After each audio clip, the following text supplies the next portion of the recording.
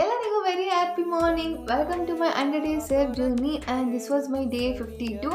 And ಇವತ್ತು morning ಎದ್ದು ಸ್ವಲ್ಪ ಎಮರ್ಜೆನ್ಸಿ ವರ್ಕ್ ಬಂತು, ಸೊ ಅದು ನಾನು ವರ್ಕ್ ಮಾಡ್ತಾಯಿದ್ದೆ. ಆ್ಯಂಡ್ ಸ್ಫೂರ್ತಿನೇ ಎದ್ದು ಇವತ್ತು ದೋಸೆ ಹಾಗೂ ಆಲೂಗಡ್ಡೆ ಪಲ್ಯ ಚಟ್ನಿ ಎಲ್ಲ ಮಾಡಿದ್ಲು.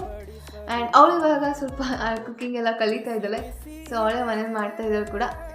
ನಾಟ್ ಬ್ಯಾಡ್, ಚೆನ್ನಾಗಿ ಬಂದಿತ್ತು. ಆ್ಯಂಡ್ ಟಿಫನ್ ಮಾಡಿಕೊಂಡು ನಾನು ಕೂಡ ಆಮೇಲೆ ಸ್ವಲ್ಪ ಎಲ್ಲ ಕೆಲಸ ಇತ್ತು, ನನ್ನ ಕೆಲಸ ಮುಗಿಸ್ಕೊಂಡು. ಆ್ಯಂಡ್ ಇವತ್ತೊಂಥರ ರೆಸ್ಟ್ ಡೇ ಅಂತಲೇ ಆಗೋಗಿತ್ತು.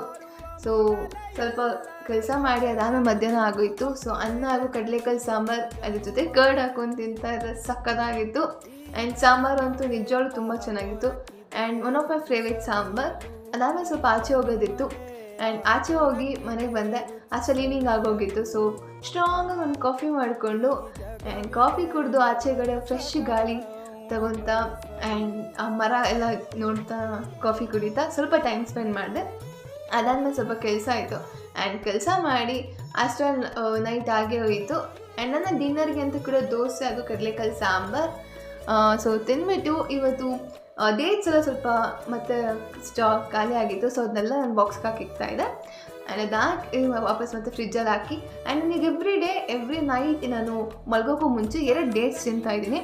ಬಿಕಾಸ್ ಡೇಟ್ಸ್ ತಿನ್ನೋದ್ರಿಂದ ನಮಗೆ ಒಳ್ಳೆ ನಿದ್ದೆ ಬರುತ್ತೆ ಅಂತ ಹೇಳ್ತಾರೆ. ನನ್ನ ಜರ್ನಿಗೆ ಮುಗಿಸಿ ನಾನು ಡೇನ ಕಂಪ್ಲೀಟ್ ಮಾಡಿದೆ. ಬಾಯ್, ನಾನು ಮತ್ತೆ ನೆಕ್ಸ್ಟ್ ವ್ಲಾಗಲ್ಲಿ ಸಿಗ್ತೀನಿ.